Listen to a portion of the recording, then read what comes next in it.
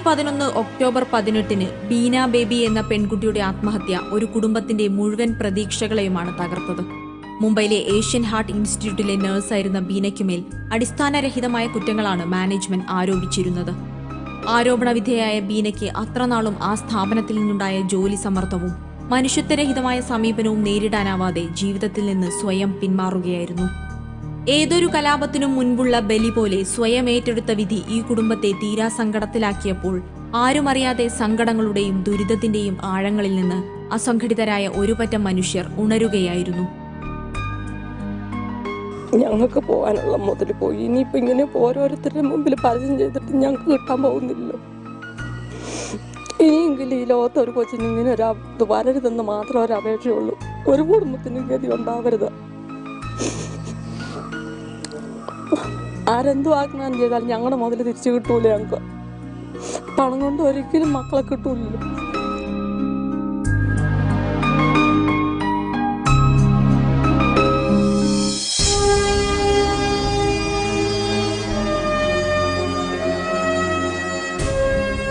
ടുണീഷ്യയിലെ ഒരു വഴിയോര കച്ചവടക്കാരനായിരുന്ന 24 വയസ്സുള്ള മുഹമ്മദ് സൗദ് അസീസിന്റെ ആത്മഹത്യയെ തുടർന്നാണ് മുല്ലപ്പൂ വിപ്ലവം എന്ന് വിശേഷിപ്പിക്കപ്പെടുന്ന അറബ് വസന്തം ആരംഭിച്ചത്. ടുണീഷ്യയെ തുടർന്ന് ഈജിപ്തിലേക്കും ലിബിയയിലേക്കുമെല്ലാം ജനാധിപത്യപരമായ സമരങ്ങൾ പടർന്നു. ഒരിക്കലും ഇളകാത്ത സിംഹാസനങ്ങൾ എന്ന് കരുതിയ പല സ്വേച്ഛാധികാരികളും ഈ കാറ്റിൽ കടപുഴുകി.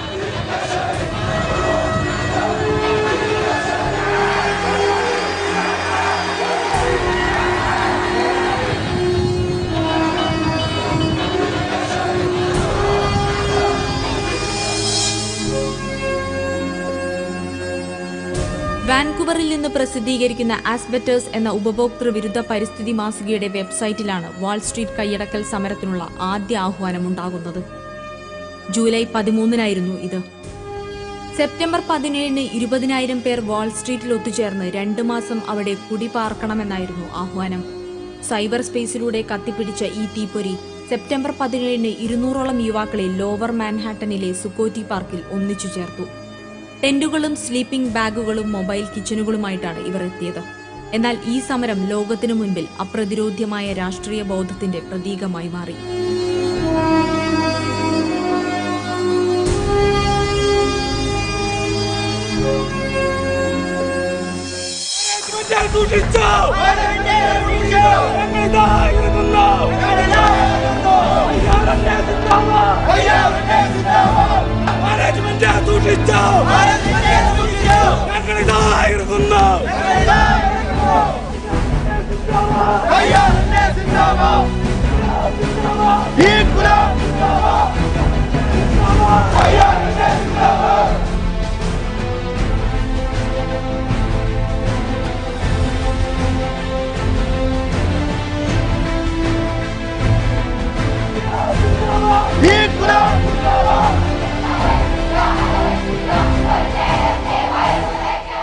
ഇന്ത്യയിലെ പ്രമുഖ നഗരങ്ങളിലെ വൻകിട കോർപ്പറേറ്റ് ആശുപത്രികളിലും കേരളത്തിലെ നിരവധി ആശുപത്രികളിലും അഗ്നിയായി പടർന്ന നഴ്സുമാരുടെ സമരത്തിന് അറബ് വസന്തവുമായും വാൾ സ്ട്രീറ്റ് കൈയടക്കൽ സമരവുമായും സമാനതയുണ്ട്.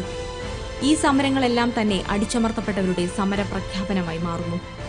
നവമാധ്യമങ്ങൾ വഴിയാണ് ഇവർ ലോകത്തോട് സംവദിച്ചത്. ലോകം ഇവരെ ശ്രദ്ധിച്ചപ്പോൾ അസംഘടിതരായവർക്കൊപ്പം അസംഘടിതരായ മുഴുവൻ മനുഷ്യരും തങ്ങളുടെ ഐക്യദാർഢ്യം പ്രഖ്യാപിക്കുകയും ചെയ്തു. ഇവിടെ അന്നുവരെ അസാധ്യമായിരുന്ന ഒരു കൂട്ടായ്മ സംഭവിക്കുകയായിരുന്നു.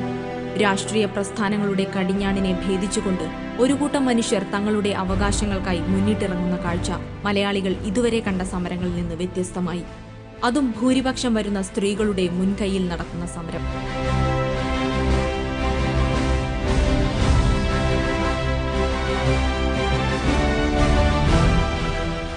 തങ്ങളുടെ ജീവിതാവശ്യങ്ങൾ നിർവഹിക്കാനുള്ള വരുമാനം ഉണ്ടാകാതെ കഠിനമായി ജോലി ചെയ്യേണ്ടി വരുന്നു. ജോലി സമയത്തിനൊരു സ്ഥിരതയില്ല. ഇങ്ങനെ തുടങ്ങിയിട്ടുള്ള നിരവധി കാരണങ്ങൾ, ചൂഷണങ്ങളടക്കം ഉള്ളത് അനുഭവിച്ചുകൊണ്ട് നിശബ്ദരായിട്ട് ജോലി ചെയ്യേണ്ടി വരുന്ന പ്രത്യേകിച്ച് സ്ത്രീകളുടെ ഒരു വലിയ സമൂഹം. സാധാരണഗതിയിൽ പുരുഷന്മാരുണ്ടാക്കുന്ന പോലെ അവകാശവാദങ്ങൾ ഉന്നയിച്ച ഒരു സമരത്തിലേക്ക് സ്ത്രീകൾ മുൻകൈയെടുത്ത് വരണമെങ്കിൽ കുറേയധികം സമയമെടുക്കും. കാരണം അത്ര പെട്ടെന്നൊന്നും അങ്ങനെ ഒരു സമരം സ്ത്രീകളുടെ ഭാഗത്തുനിന്ന് പൊട്ടിപ്പുറപ്പെടുന്നത് നമ്മൾ കണ്ടിട്ടില്ല. അസഹ്യമായ ജോലിഭാരവും അസഹ്യമായ വേതന നിഷേധവും മിനിമം വേതനം പോലും കൊടുക്കാത്ത അവസ്ഥയും ഇങ്ങനെ തുച്ഛമായി കണക്കാക്കുന്ന തരത്തിലുള്ളൊരു അവസ്ഥയും സഹിച്ച് അതിൻ്റെ ഒടുവിലുള്ള ഒരു പൊട്ടിത്തെറിയായിട്ടാണ് ഞാൻ നഴ്സുമാരുടെ സമരത്തിനെ കാണുന്നത്. ഇത് നിശ്ചയമായും പരിഹാരം ഉണ്ടാവാതെ ഈ സമരം അവസാനിക്കുകയുമില്ല.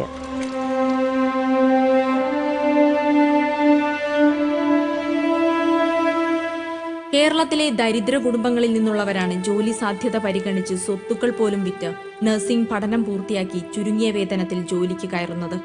എന്നാൽ ഇവർ ജോലിക്ക് കയറുന്ന സ്ഥാപനങ്ങൾ ഇവരുടെ സർട്ടിഫിക്കറ്റുകൾ പിടിച്ചുവെക്കുകയും ബോണ്ട് വാങ്ങുകയും ചെയ്യുന്നു. ഇന്ത്യൻ നഴ്സിംഗ് കൗൺസിൽ നിയമപ്രകാരം നഴ്സിംഗിന് ചേരുമ്പോൾ ബോണ്ട് വാങ്ങുന്നത് കുറ്റകരമാണ്. എന്നാൽ പല ആശുപത്രികളിലും ബോണ്ട് സമ്പ്രദായമുണ്ട്. ബോണ്ട് ലംഘിക്കുന്നവരോട് നഷ്ടപരിഹാരമായി വൻ തുകയാണ് ആശുപത്രി അധികൃതർ ചോദിക്കുന്നത്. തുച്ഛമായ ശമ്പളത്തിൽ ജോലി ചെയ്യുന്ന ഇവർക്ക് നിശ്ചിത സേവന വേതന വ്യവസ്ഥകളില്ല. രാത്രി ഡ്യൂട്ടിക്ക് പുറമെ പലപ്പോഴും പകൽ ഡ്യൂട്ടിയും തുടർന്ന് ചെയ്യേണ്ടി വരുന്നു. മാസത്തിൽ 30 ദിവസവും 12 മണിക്കൂർ ജോലി ചെയ്യേണ്ടി വരുന്ന നഴ്സുമാർക്ക് 5 രോഗിക്ക് 1 നഴ്സ് എന്നാണ് രാജ്യാന്തര അനുപാതമെങ്കിലും കേരളത്തിൽ 100 രോഗികളെ പരിചരിക്കുന്നത് ഒരേ ഒരു നഴ്സിന്റെ ചുമതലയാണ് എന്ന നിലയിലാണ് ഇവിടെ കാര്യങ്ങൾ നടക്കുന്നത്.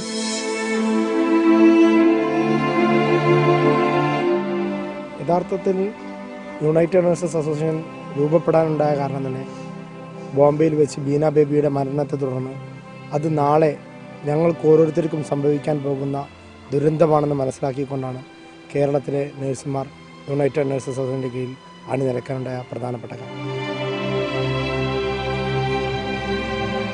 സമരത്തിൻ്റെ ആ സമയത്ത് എബ്രഹാം എന്ന് പറഞ്ഞ നമ്മുടെ ഇവിടുത്തെ ഞങ്ങളുടെ അടുത്ത് പറഞ്ഞത്, നിങ്ങൾ ഈ സ്ട്രൈക്കിന് ഇറങ്ങുന്ന എല്ലാവരുടെയും ബയോഡേറ്റയിൽ ഫോട്ടോ ഉണ്ട്. ഈ ഫോട്ടോ ഇത്രയും ബ്ലൂ ഫിലിം ആക്കി ഇൻ്റർനെറ്റിൽ കൊടുത്തിട്ട് ഞങ്ങൾക്ക് വേറൊരു ഹോസ്പിറ്റലിലും പോയി വർക്ക് ചെയ്യാൻ പറ്റാത്ത വിധം എങ്ങും ചെന്നാലും നിങ്ങൾക്ക് ജോലിയോ ഒന്നും ലഭിക്കാത്ത വിധം ഇൻ്റർനെറ്റിൽ കൊടുക്കുമെന്നൊക്കെയാണ് പറയുന്നത്. ഞങ്ങളുടെ കൂടെ ഉണ്ടായിരുന്ന പെൺകുട്ടികളോട് അവിടുത്തെ ബ്രഹ്മചാരിണിമാരായ 2 പേർ പിന്നെ ഒരു ഡോക്ടറോട് കൂടി കയ്യിൽ ബലമായിട്ട് 1000-ൻ്റെ ഒരു നോട്ട്, അതും കോംപ്ലിമെൻ്റ് എന്ന് പറഞ്ഞ കവറിൽ എഴുതിയിട്ട് അവരുടെ കയ്യിൽ ഏൽപ്പിക്കുകയും ഇത് അമ്മ തന്നതാണെന്ന് പറഞ്ഞ് ഇത് അമ്മയുടെ ഒരു ഗിഫ്റ്റാണെന്ന് പറഞ്ഞിട്ട് അവരെ കൊടുക്കുകയും ചെയ്തു. പക്ഷേ കുട്ടികളാരും തന്നെ മേടിക്കാൻ തയ്യാറായില്ല. പക്ഷേ അവരെ വിരട്ടി അവരെ കൊണ്ട് മേടിപ്പിക്കുകയും അവരുടെ പേരുകളും എല്ലാം നോട്ട് ചെയ്യുകയും ചെയ്തു. അശ്ലീലമായ സംസാരമാണ് സംസാരിച്ചത്. അതായത് ഇതുകൊണ്ട് പോയിട്ട് നിങ്ങൾ ഒരു അണിഞ്ഞൊരുങ്ങി മുല്ലപ്പൂവും തലയിച്ചോടി സാരി ഉടുത്ത് ഇനി അഴിഞ്ഞാടി ഇറങ്ങിക്കോളാൻ പറഞ്ഞിട്ടാണ് അങ്ങനെ പറഞ്ഞത്.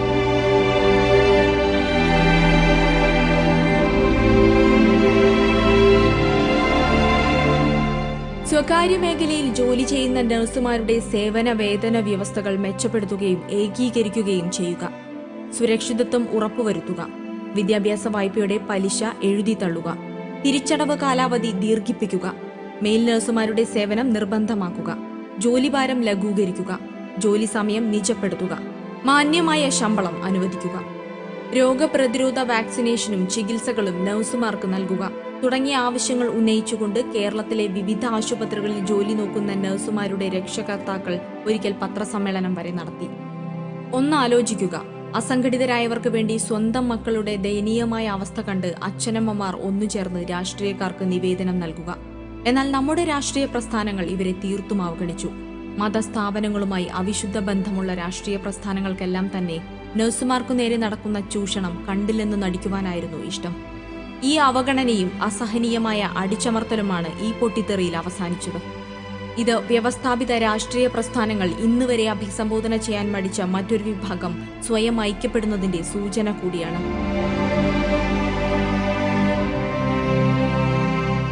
വളരെ നേരത്തെ സംഭവിക്കേണ്ട ഒരു കാര്യമാണിത്. ഒരു 10 കൊല്ലം മുമ്പ് തന്നെ ഞാൻ ഇവിടുത്തെ തൊഴിലാളി സംഘടനാ സംവിധാനങ്ങളെക്കുറിച്ച് ഒരു പഠനം നടത്താൻ ശ്രമിച്ചിരുന്നു. അന്ന് കണ്ടെത്തിയൊരു കാര്യമുണ്ടായിരുന്നു. ഒരു വലിയ വിഭാഗം വളരെ താഴ്ന്ന വരുമാനം ലഭിക്കുന്ന ചൂഷണത്തിന് വിധേയമാകുന്ന തൊഴിലാളി വിഭാഗങ്ങൾ അസംഘടിതരാണ് കേരളത്തിൽ. ഈ പീഡിക തൊഴിലാളികളെന്നൊക്കെ പറയില്ലേ, കേരളത്തിലെ ഏറ്റവും വലിയ വിഭാഗം അതാണ്. 20-25 ലക്ഷത്തോളമാണ്. അതിൻ്റെ കൂട്ടത്തിലാണ് ഈ ആശുപത്രി ജീവനക്കാരെ അന്ന് ഞാൻ കണ്ടിരുന്നത്. ഞാൻ അന്നൊരു സർവേ നടത്തിയിരുന്നു ഇതിനെക്കുറിച്ച്.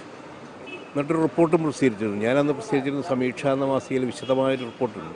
അന്ന് സാഹിത്യകാരൻ ആനന്ദ് എന്നോട് പറഞ്ഞു, വേണു ഇതൊന്ന് ഇംഗ്ലീഷിൽ പ്രസിദ്ധീകരിക്കണം. കാരണം കേരളം എന്ന് പറഞ്ഞാൽ മനസ്സിലാക്കിയിട്ടുള്ളത് ഇവിടെ മുഴുവൻ തൊഴിലാളികളും സംഘടിതരാണ്, വലിയ ഇതാണെന്നൊക്കെയാണ് ധരിച്ചിരുന്നത്. പക്ഷേ വളരെ ചെറിയൊരു ശതമാനം തൊഴിലാളികൾ മാത്രമാണ് കേരളത്തിൽ സംഘടിതർ.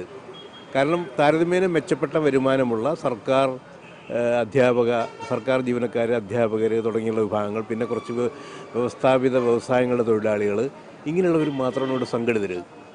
വലിയൊരു വിഭാഗം അസംഘടിതരാണ്. ഈ വസ്തുത ആളുകൾക്ക് അറിയില്ല ശരിക്ക്. അവരാണെങ്കിൽ ഏറ്റവും കുറഞ്ഞ വരുമാനം ലഭിക്കുന്നവരുമാണ്.